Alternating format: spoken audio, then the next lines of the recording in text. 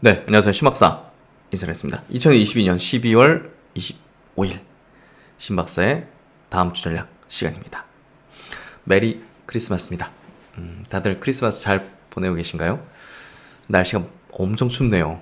예, 엄청 추워도 어제 저도 그 롯데 잠실 쪽에 이제 뭐 케이크 이제 예약해 놓은 게 있어서 받으러 갔는데 뭐 차 끌고 갔다가 1시간 반 정도 걸렸던 것 같아요. 그만큼 사람들의 또 불토, 또 크리스마스 이브의 열기는 굉장히 강했던 것 같은데요. 주식시장 연말에 조금 침체하죠. 예, 침체하고 또 이제 경기 침체에 대한 우려 더 짙어지고 있고 뭐 이런 부분들 종합해서 이제 우리가 또 현명한 판단을 해야 될 텐데요. 일단은 뭐 최근에 이제 마감 영상에서도 말씀드린 게 이제 미국 시장이 좀 저항권에서 좀 이제 떨어지는 저항을 받고 떨어지는 어떤 흐름들, 또 나스닥 증시가 전저점 어떤 붕괴 트라이를 할 수도 있는 어떤 영역까지 좀 내려온 부분들은 조금 부담을 줄 수 있는 포인트다는 얘기를 들었고, 한국 증시는 이제 당연히 미국 증시에 이제 또 영향을 받으면서 하락 어떤 흐름들을 좀 보이긴 했지만 어쨌든 상당히 많이 또 반영한 측면이 크다. 한국은 특히나 이제 반도체 업종의 비중이 크다 보니까 삼성사 비롯한 반도체 업종이 상당한 선행성을 지니고 있죠. 그래서 과거에도 이제 반도체 하방 사이클 때는 미국 증시 빠지는 것보다 먼저 빠졌고, 또 미국 증시 하락 그 클라이막스, 바닥 짚을 때 우리나라 증시는 그렇게까지 빠지진 않는 어떤 이제 국면들이 펼쳐졌거든요. 그래서 지금의 어떤 흐름 자체도 미국이 엄청나게 빠진다고 한국 증시까지 완전히 그냥 폭삭 주저앉는 그런 형태보다는요, 그래도 미국 증시 대비해서는 좀 방어적인 부분들이 있을 거라 보는데요. 특히나 이제 섹터 단으로는 조금 더 그래도 더 방어적인 측면의 업종들이 또 있습니다. 그래서 그런 것들을 세분화해서 좀 전략을 세우는 게 필요하고요. 그냥 미국 증시는 그래도 더 떨어질 수 있습니다. 거기는 뭐 떨어진 지 얼마 안 됐고, 또 이제 빅테크 기업들의 성장에 대한 부분도 굉장히 좀 우려가 크고, 뭐 하지만 한국 증시는 그거보다는 지금 현재 시점에서는 완전히 그냥 절망적인 상황으로 들어갈 필요까지는 없다고 생각합니다. 오늘 얘기 드릴 내용은요, 그 재벌집 막내 아들 2편을 찍는다면 한국의 넥스트 반도체 이 회사가 될 수밖에 없다는 그 내용들 한번 이야기 드릴 텐데요. 아마 재밌게 들으시면서 최근에 제가 강조드리고 이야기 드린 내용들이 들어있는데요. 뭐 이거는 뭐 제가 볼 때는 확실할 것 같아요. 제목이 적힌 요 종목에 대한 부분은 확실하기 때문에 그 부분을 자세하게 설명을 드리는 시간 가져보면서 결국은 저는 내년도 시장은 위기와 기회가 공존한다. 우리는 그 기회에 대해서 희망을 가지고 준비해 나갈 수 있어야 된다. 그 얘기를 꼭 드리고 싶으면서 오늘 내용 한번 들어가 보도록 하죠. 미국장 마감부터 해보도록 하죠. 지난 금요일날 미국장은요, 나스닥이 0.2% 상승, 그리고 다우하고 S&P도 0.5% 상승하는 흐름을 보였습니다. 종목별로 보면요, 이 테슬라가 여전히 이제 빠지는데요. 이게 지금 국내에서도 ELX 낙인에 걸려가지고 그냥 상당히 수급적인 부담을 주는 구간이죠. 그냥 기계적으로 나오는 거예요, 물량들이. 파생이 이제 반대 매매성, 뭐 그 마진콜성, 뭐 이런 것들이 이제 쏟아지면서 음봉 크게 만들어지고 거래량은 이제 급증하죠. 그래서 뭔가 바닥권에서 나타나는 패턴들이 좀 여기 오늘이 바닥입니다 이렇게 얘기할 수는 없지만, 제가 스트롱 바이의 어떤 의견을 드렸던 거는 이런 종합적으로 바닥 구간에서 나타난 패턴들이 나오고 있기 때문에 말씀을 드렸고요. 그래서 지금 미국 시장에서의 어떤 가장 주목할 포인트는 테슬라의 어떤 행보다고 생각합니다. 그리고 이제 미국 증시 기술적 흐름 한번 좀 볼게요. 일단 나스닥부터 보는데 아까 말씀드렸지만 이 저항권, 중기 이평선 121선 요 부근 저항을 받으면서 하방으로 다시 또 열려버리는 형태가 됐습니다. 그래서 전저점이 여기잖아요, 지금. 10,000포인트 뭐 선, 요 정도 되는데, 요걸 깰 공산이 굉장히 커졌어요. 지금 현재 흐름을 보면. 그래서 어쨌든 그 부분을 우리는 좀 염두에 둘 필요가 있다고 생각합니다. 그 부분들. 그리고 이제 S&P 500 지수도 지금 장기 평선, 여기 이제 241선 부근 저항을 받으면서 하방으로 밀리는 그런 형태가 됐고, 전초점 트라이까지는 모르겠지만 나스닥이 이렇게 또 붕괴되면 여기서도 같이 좀 투매성의 물량까지 나올 수 있는 그런 어떤 가능성은 열려 있죠. 다우는 그나마 이제 중기평선 위에 있는 상태인데요. 역시나 지금의 하락이 상당히 또 버블이 있었던 그리고 플랫폼 기업들 중심으로 펼쳐지고 있다는 것을 우리가 확인할 수가 있습니다. 예, 그 부분에서 좀 밸류가 높았고 또 고성장을 이제 보여줬던 코로나 전국에서도 보여줬던 그런 플랫폼 이제 언택트였잖아요 사실. 그런 기업들이 밸류를 이렇게 이제 밸류 디스카운트를 이제 받아야 되고 또 경기적인 부분에서도 결국 이제 광고나 이런 비즈니스 기반으로 이제 많이 했고 또 소비단에서 뭐 넷플릭스라든지 그런 기업들도 좀 이제 둔화되는 흐름 속에서 결국은 조금 침체되는 국면의 흐름이 나스닥에 조금 더 집중이 되고 있다고 볼 수 있을 것 같습니다. 그래서 나스닥은 전저점을 깰 공산도 상당히 높다. 확률이 높다. 이렇게 좀 얘기 드릴 수 있을 것 같고 그런 부분들 잘 리스크적인 어떤 관리도 좀 필요할 것 같습니다. 원달러 환율도 이제 장기평선 밑으로 내려앉으면서 다소 좀 발라가는 흐름들, 추세적인 흐름들 그리고 이제 미국 시장에서 필라델피아 반도체 지수가 여기서 또 저항권에 받으면서 내려앉는 모습 그리고 나스닥 생명공학 지수는 반면에 이제 크게 뭐 지수보다는 강한 어떤 흐름을 내고 있죠. 조점을 높이면서 그래서 보다 더 이제 경기와 좀 무관한 바이오 업종에 대해서는 그래도 먼저 돌아서거나 수급들이 들어올 수 있는 업종이라는 것을 미국 장에서도 보여주고 있고 또 한국 증시에서도 보여주고 있죠. 바이오 업종이 매우 중요하다는 것을 얘기를 하고 있고 아멕스 생명공학 지수도 역시나 지수랑 다르게 장기평선 위로 올라오는 형태가 되고 있기 때문에 바이오 업종에 대해서 우리가 좀 주목할 필요가 있다고 생각합니다. 그래서 미국 증시 정리를 해보면요. 경기 침체 그리고 물가 안정 충돌 속 종목 장세로 소폭 상승을 했다. 일단 물가는 좀 안정되는 흐름들이 좀 전개되고 있는데 결국 이제 경기 침체의 이슈입니다. 경기 침체가 이제 부담을 주면서 계속 하락하는 어떤 흐름들을 좀 만들고 있고 머스크가 이제 추가적인 주식 매도를 25년까지는 하지 않을 것이다 발표하면서 상승했지만 뭐 계속 좀 출회되는 물량들은 좀 있는 것 같아요. 아까 말씀드렸듯이 약간 그런 어떤 뭐 이제 기계적인 어떤 수급이 나올 수밖에 없는 부분들. 근데 이제 미국 증시가 물가 안정이 이어졌음에도 경기 침체 이슈가 부각된 점은 한국 증시에 부담을 다소 좀 줄 걸로 전망을 해본다. 이렇게 미래에셋에서는 밝히고 있습니다. 어쨌든 월요일 날은 뭐 미국 선물이 뭐 크게 빠지지 않는다면 한국 증시는 또 상승 출발 좀 하는 흐름들 내겠지만 뭐 이게 막 오를 수 있는 이유, 내릴 수 있는 이유가 겹쳐 있어요. 뭐 양도세 회피 물량이 또 월화 극대화될 수 있기 때문에 그런 수급중 요인이 한국 증시에는 더 크게 좀 작용할 공산이 좀 커 보입니다. 그래서 다음 주 월요일은 이제 미국 증시 이제 휴장이잖아요. 크리스마스. 근데 한국 증시는 조금 수급적인 부담을 느끼는 장세가 될 것이다. 그 좀 생각이 됩니다. 그럼 이제 LG 에너지 솔루션에 대해서 한번 이야기해 보도록 하죠.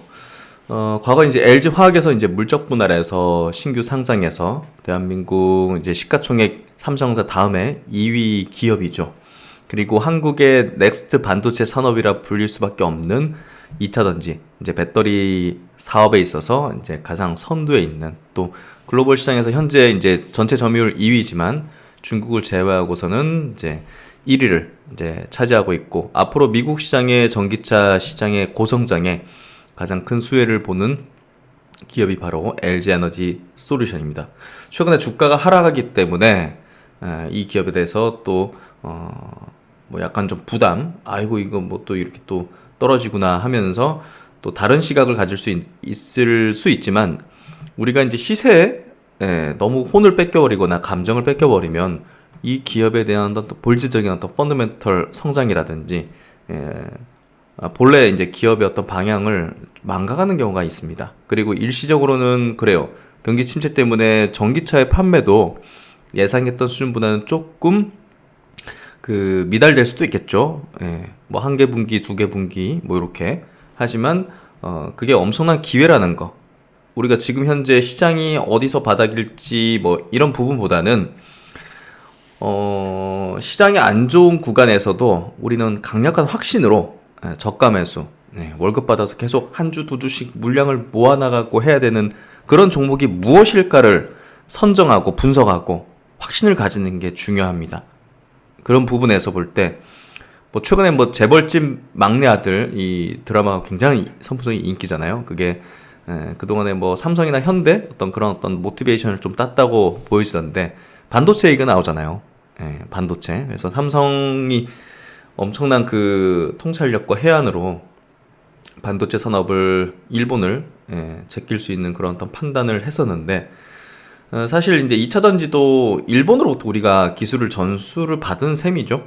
기술을 가져왔고 우리가 일본으로부터 많은 기술들을 그렇게 좀 가져오게 되는데, LG 이제 에너지 솔루션도 이제 결국은 일본으로부터 기술을 이제 배우기 위해 엄청난 노력을 했었던 그런 기업입니다. 그래서 지금의 이제 글로벌 1, 2위를 다투는 그런 기업이 됐고, 앞으로 대한민국의 이제 뭐 20년, 30년 먹거리를 책임지는 그런 기업일 수밖에 없다는 측면에서 제3성전자는 LG 에너지 솔루션이 될 공산이 가능성이 매우 높다. 재벌집 막내 아들 2편이 나온다면 LG 에너지 솔루션의 이야기들이 들어가야 되지 않겠는가 하는 게 생각이 좀 들었고요. 그래서 이제 LG 에너지 솔루션이 이제 LG 화학이었잖아요.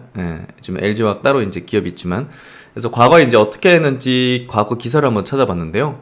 LG 화학이 미래 이제 2007년도 기사입니다. 2007년, 지금으로부터 15년 전입니다. 미래 핵심 사업으로 전지 사업을 육성하기 시작한 것은 90년대 중반입니다. 90년대 중반. 일본에 전량 의존하고 있던 이 2차 전지의 국산화를 위해 개발에 뛰어들어서 99년 국내 최초로 이제 LG화학이 첫 양산을 시작했죠. 사업 초기 어려움을 극복하고 2003년 2,800억, 2004년 5,100억의 매출을 달성하는 등 고속 성장을 거듭해왔습니다. 이제 소형 전지죠. 2차 전지. 뭐 가전이라든지 뭐 핸드폰. 시장 점유율 면에서도 오랜 기간 세계 시장을 독점해 오던 일본 업체들을 맹렬히 추격. 2004년에는 시장 점유율을 11%대로 끌어올려서 세계 4위의 2차 전지 업체로 도약을 했죠. 그러나 급격한 성장을 이루는 과정에서 품질 문제 이런 것 때문에 애플에 공급했던 노트북 PC용 리튬이온 전지를 리콜해야 하는 심각한 위기 상황에 처하게 됐습니다. 하지만 이런 것들을 다 돌파해서 지금까지 왔고, 지금의 위치를 차지하게 됐던 거죠. 그래서 과감하게 생산 라인을 전면 중단하면서 품질 문제 해결을 매진했고, 그 결과 리콜 1년 후에 소니 에릭슨, HP 등 메이저 업체와의 이딴 공급 계약을 하면서 회복의 신호탄을 쏘아올렸죠. 무수한 위기를 극복해온 이 DNA는 과거 삼성전자가 걸어왔던 그런 DNA와 좀 흡사하지 않겠는가 생각이 좀 됩니다. 그래서 이제 그 홈페이지 들어가 보면요, 이렇게 또 자세하게 과거 얘기들이 나와 있는데요. 2차 전지 사업 더 먼 미래를 보고 추진하다. 96년 매우 열악한 상태에서 리튬이온 전지 연구를 시작한 LG화학. 전지 전공자가 하나도 없었으며 그나마 부식 전공자, 니켈 수소 전지에 대한 경험자가 전부였다. 일본에 공부하러 간 사람이 얻어온 정극을 보면서 분석하는 수준 정도였다는 거죠. 당시 히타치 등 일본 메이저 업체와 기술 제휴를 시도했으나 견제로 인해서 기술 제휴는 물론 설비나 재료 자원도 거절을 당했죠. 사선책으로 이제 일본의 신규 업체들을 설득해서 간접적으로 설비 지식을 얻어나갔고, 하면 된다는 정신으로 개발과 동시에 파일럿 테스트를 병행해 나갔다. 이런 노력으로 97년 노트북 PC에 쓰이는 소형 전지의 시험 생산에 처음으로 성공했고, 99년에는 국내 최초로 리튬이온 전지 양산에 성공을 했습니다. 그래서 처음부터 뭐 훅전하는 사업도 아니고 오랜 기간 거의 20년 넘게 적자가 났었죠. 그러면 이제 오너의 어떤 그 단호한 어떤 드라이브가 중요합니다. 구본무 회장은 포기하지 말고 길게 보고 투자와 연구 개발에 더욱 집중해야 합니다. 저는 전지 사업을 계속 하는 것이 맞다고 생각합니다. 꼭 성공할 수 있다는 확신을 가지고 다시 시작합시다 해가지고 뭔가 여러 가지 어떤 난관들에 봉착했었던 상황들을, 특히나 이제 IMF 같은 경우는 당연히 적전하고 있는데 이거를 계속 끌고 가는지 여부는 굉장히 좀 어려운 판단일 겁니다. 하지만 오너가 구본무 회장 오너가 갑니다 라고 이렇게 추진을 한 거죠. 더 먼 미래를 보고 그 미래가 지금 현실이 돼서 이렇게 글로벌 1위 업체 배터리 업체가 돼 있는 겁니다. 그래서 오너의 과감한 그런 결단과 선택은 결국은 자동차 전지 세계 1위가 되는 지금의 현실을 만들어냈습니다. 그래서 자동차 전지 시장이 활성화되기 전에 이 분야에 대한 결정, 이거 정말 먼 미래 내다보면서 판단해야 되는 거잖아요. 그래서 굉장히 좀 대규모 투자도 필요한 부분이기 때문에 그룹차 내 위험 부담도 굉장히 컸을 수밖에 없을 겁니다. 하지만 LG화학은 미래 시장의 기회가 여기에 있다고 판단해서 2000년 미국에 전기 자동차용 배터리 연구를 전담하는 법인을 설립해서 새로운 도전을 시작했습니다.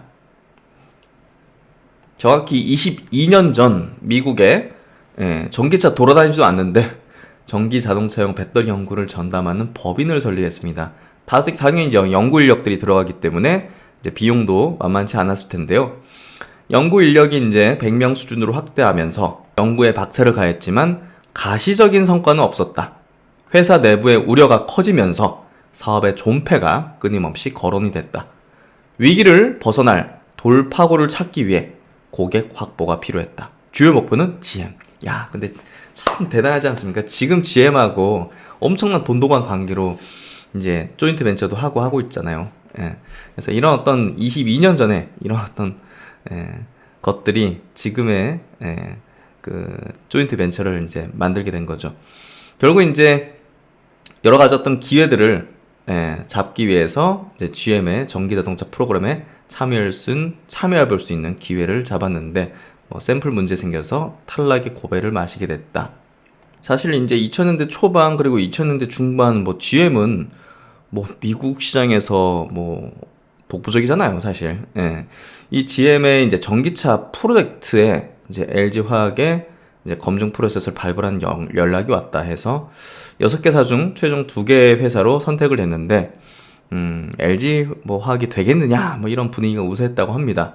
하지만 LG화학도 사업의 미래가 달려있기 때문에 혼신의 힘을 기울였고 샘플팩을 제출했는데 배터리 성능이 수개월이 지나면 떨어지는 현상이 발생했다. 참 정말 어려운 어떤 과정들을 거쳤네요. 근데 이제 이 모든 개선 내용, 평가 방안 모든 사항을 이 GM과 공유를 하면서 같이 해결책을 찾아 나간 겁니다. 그러면서 이제 고객의 문제를 해결하기 위해서 투명하게 노력하는 회사다라는 인식을 심어주게 되면서 결국은 GM과 1년간 함께 노력해 최적의 배터리 개발에 힘썼고 이러한 신뢰를 바탕으로 세계 최대 자동차 메이커 GM이 2010년 양산한 전기차 쉐보레 볼트의 배터리 단독 공급자로 LG화학이 선정된 결과를 냈죠. 이는 자동차 전지 세계 1위라는 현재를 있게 한 시작이었습니다. 결국 과감한 선택, 쉽지 않은 도전. 하지만 밀어붙이면서 고객의 신뢰를 얻어냈던 이 LG화학, LG 에너지 솔루션은 결국은 자동차 전지 세계 1위 회사가 됐습니다. 이 분야에 진출한 지 거진 30년 만이죠.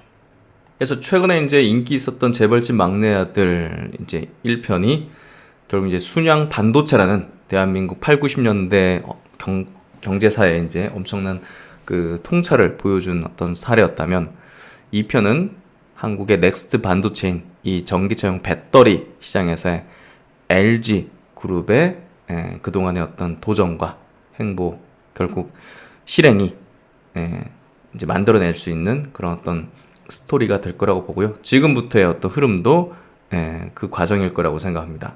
그래서 이제 최근에 KB증권 리포트에 나온 거 보면요. 결국에는 한국의 넥스트 반도체다. 그렇죠. 이 의견에는 이견의 의지가 없습니다. LG 에너지 솔루션은 전기차, ESS, 이제 그 에너지 저장 장치죠. 그리고 IT 기기 등에 적용되는 2차 전지 개발 제조 글로벌 2위 기업이다. CATL이라는 이제 중국 기업이 이제 1위 사고 전 세계 통틀어서 근데 중국 제외하고는 이제 1위입니다. 내연 기관 시장의 전기차 전환, 불안정한 신재생 에너지의 저장, 그리고 IT 제품 사용처 증가에 따른 가파른 성장세가 이어질 전망이다. 특히 전기차 배터리는 세계 최고의 기술력을 인정받아서 폭스바겐, 르노, 볼보, 포드, 현대차, 테슬라 등 이제 대부분의 완성차 업체들에게 배터리를 공급하고 있다는 거죠. 그래서 전기차 배터리 경쟁력은 입증되었다고 판단해 볼 수 있고요. 5대 매출처 비중이 49%에 불과할 정도로 지금 이제 그러니까 보통 이제 뭐 5대 매출처에 뭐 한 7, 80% 이제 배터리 공급한다 치면 다른 배터리사가 LG 이제 에너지 솔루션은 이 고루고루 이제 공급하고 있기 때문에 그 개별 이제 그 공급처에 대한 매출처에 대한 리스크 거기서 끊어버리면 어떻게 돼? 뭐 이런 것 같은 리스크가 낮은 거죠. 매출 이익 성장과 분기별 이익률 안정화가 동시에 진행되고 있기 때문이다. 그만큼 굉장한 어떤 경쟁력을 발휘하고 있는 그런 기업이고요.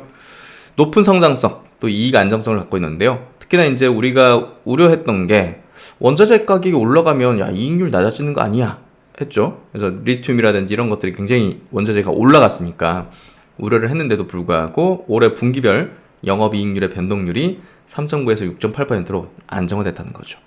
예, 그게 이제 결국은 전기차 시장의 확대 외에도 1위 업체의 선택적인 고가 수주를 할 수 있다는 그 갑의 위치. 또 세 번째 이제 원가에 연동되는 계약을 맺었다는 점.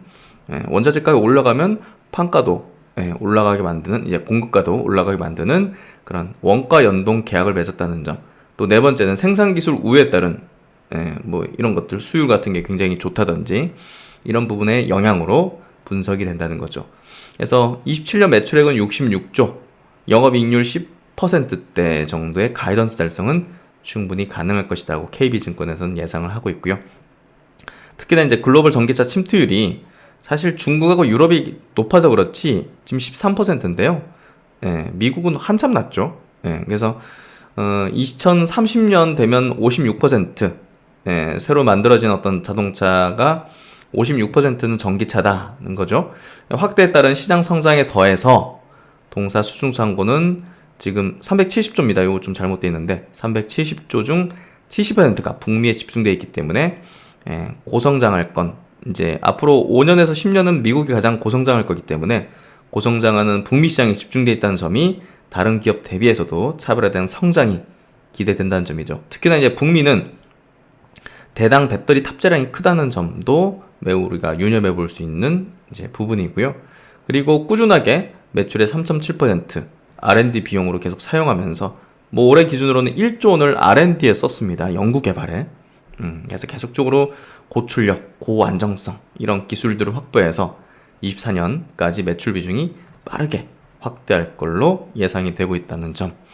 전방 전기차 판매량이 감소할 경우는 배터리 판매량 동반 감소 될 수 있다는 점이 리스크 요인인데요. 최근에 테슬라가 이런 우려로 인해서 주가가 굉장히 많이 빠졌잖아요. 그래서 LG 솔루션도 거기에 연동해서 같이 좀 빠지긴 했는데요. 뭐 그럼에도 불구하고 그 부분은 지나가는 경기에 대한 부분은 지나가는 이슈다. 이 트렌드적인 측면, 전기차의 침투율이 높아지는 흐름을 꺾을 수는 없다는 점에서 최근의 어떤 침체 그리고 소비 둔화 가능성들 이런 것들은 이 기업에 대한 우리가 좋은 어떤 기회의 영역으로 보는 게 맞을 것 같습니다. 이번에는 신박사의 차트 심리 이론 강의 관련된 이야기 좀 드리고자 합니다. 올해 이제 9월이죠. 제가 차트 심리 이론 강의를 론칭을 했는데요. 정말 저의 어떤 모든 또 철학과 기준, 또 시장의 어떤 원리, 또 종목을 선정하고 종목을 매수하는 타이밍, 매도하는 타이밍 뭐 이런 것들 포함해서 또 불변적인 원리를 가지고서 차트에 녹여있는 대중심리, 메이저의 심리를 포착하고 보다 더 낮은 가격에 사서 그리고 메이저들이 빠져나오려고 하는 고점에서 파는 그런 패턴들에 대해서 자세하게 쉽게 좀 이해할 수 있는 예시를 많이 담았었습니다. 그래서 많은 분들이 또 성원해 주시고 들어주셨는데요. 이번 연말 또 연초 또 이제 많은 분들께서 또 이 이론적 무장을 하시는데 도움을 드리기 위해서 이 이벤트적인 측면을 좀 시작합니다. 사실 이제 주식시장은 위기와 또 기회가 공존하면서 같이 오게 되죠. 그래서 올해는 주구장창 쪽 한국 시장이 빠지고 또 미국 시장도 빠지는 그런 장세였는데요. 경기 침체 우려가 이제 깊어지는 그런 가운데 속에서 내년에는 위기와 동시에 기회가 같이 오게 될 거라고 생각을 하고 있습니다. 그래서 당연히 이제 준비된 투자자들만이 그 어떤 기회, 또 종목들 단으로는 또 그 시장보다는 더 먼저 또 상승으로 돌려지는 그런 패턴들이 나오게 될 텐데요. 그렇다면 우리가 매수 버튼을 누르고 이런 것들은 정말 강력한 확신 내지는 어떤 기준들, 어떤 원리에 대한 부분들을 가지고 있어야지 가능한 부분입니다.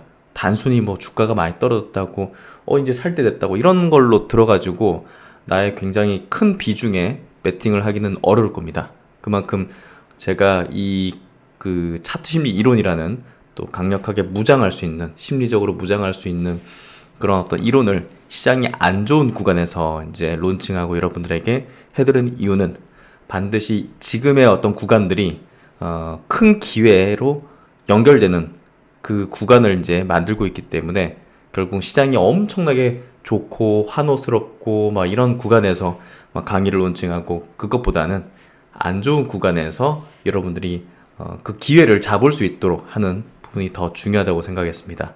그래서 내년에는 분명 희망이 다가오는 그런 장세가 펼쳐지라 보는데요. 지금 뭐 침체기가 거의 뭐 뒤덮고 있어가지고 아마 두려움이 조금 더 엄습하는 그런 구간이실 거라고 생각합니다.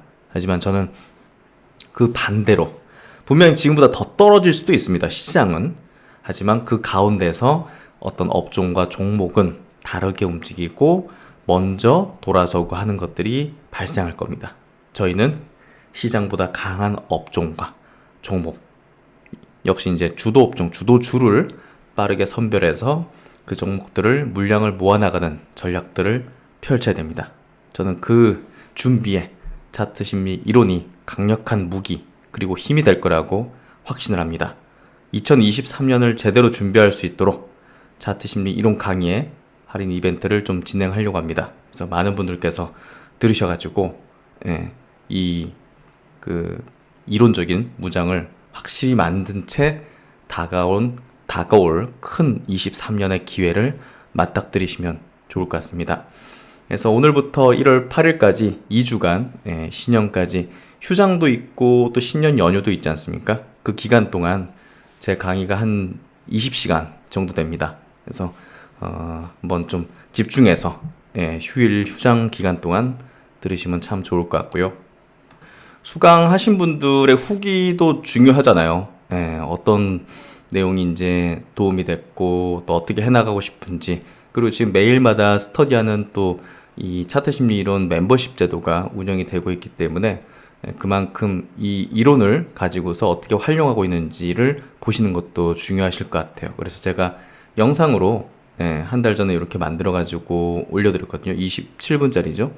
그래서 차트 심리 이론 강의 수강자의 후기, 이 영상을 한번 찬찬히 보시면 이 이론이 어떤 강의인지를 좀 더 자세하게 아실 수 있을 거라 생각되는데요. 그래서 신박사의 차트 심리 이론 강의를 통해서 얻을 수 있는 점은 이렇게 6가지 정도 제가 정리를 해봤습니다. 첫 번째, 강한 종목을 선정할 수 있는 기준을 얻으실 수 있고요. 두 번째는 주도주와 주도 업종에 대한 선취매를 위한 전략을 세우실 수가 있을 겁니다. 세 번째는 굉장히 또 어려운 부분이긴 하지만 우리가 확실하게 또 기준을 가지고 있어야 되는 부분이죠. 매수 타이밍과 매도 타이밍에 대한 기준입니다. 네 번째는 전체 시장의 국면별 전략입니다. 상승장, 하락장, 횡보장. 그리고 이제 다섯 번째, 특히나 이제 우리는 주식시장 메이저들의 전략, 낮은 위치에서 매집을 하려고 들 것이며 높은 위치 단계에서는 대중에게 분산, 매도를 하려는 전략을 가질 것입니다. 그 전략을 불변적인 원리를 통해서 이해하는 겁니다. 매우 중요하죠. 여섯 번째, 우리는 즉흥적인 게 아닌, 감정적인 게 아닌 준비하는 주식 거래 전략을 가져야 됩니다. 그걸 위한 이제 방법론들, 그리고 시나리오적인 접근 방식들. 주식에 대해서는, 그리고 시장에 대해서는 절대 확신해서는 안 됩니다. 시나리오적인 접근 방식을 갖고야 됩니다. 이것들을 갖기 위해서 스스로 이제 단단하게 갖기 위해서는 차트 심리 이론이 큰 도움이 되실 거라고 생각이 되고요. 이 관련 내용들 고정 댓글로 제가 이 영상에 달아드릴 테니까 강의 수강생의 후기 영상, 그리고 강의 신청한 주소, 또 강의 관련된 또 궁금한 점들 1:1 상담 카카오톡 주소까지 올려드릴 거고요. 내년에는 말씀드린 대로 시장의 위기와 기회가 동시에 찾아올 겁니다. 미리 준비해 놓는 시장 전략과 종목 전략을 통해서 남들보다 기회를 확신으로 과감하게 실행할 수 있는 힘을 길러 놓으시길 당부드립니다.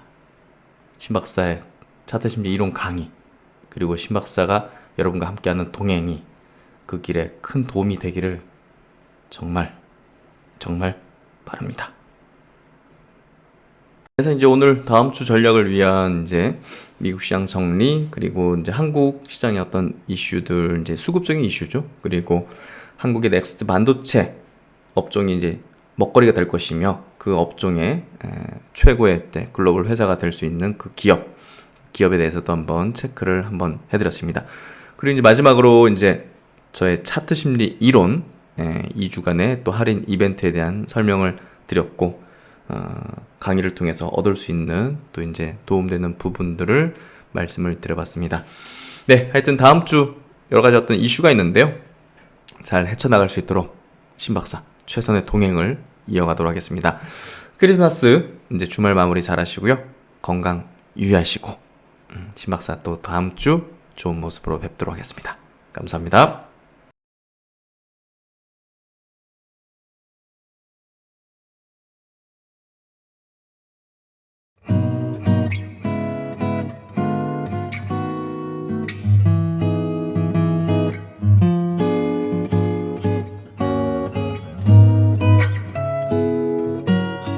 터널 끝이 좀 보이는, 그냥 뭐 바이오 업종이라든지 이런 쪽들이 좀 그런 흐름이기 때문에 오늘 그게 좀 가벼운 마음, 가볍지만 이제 많이 준비했고 많이 알려드리고, 어떤 주식을 다루고 투자를 다루는 쪽에서 이런 영향을 짚지 않았던 거는 그쪽에서의 비즈니스 방식이었지, 우리에게 투자에 도움되는 건 이게 필요하다는 거예요.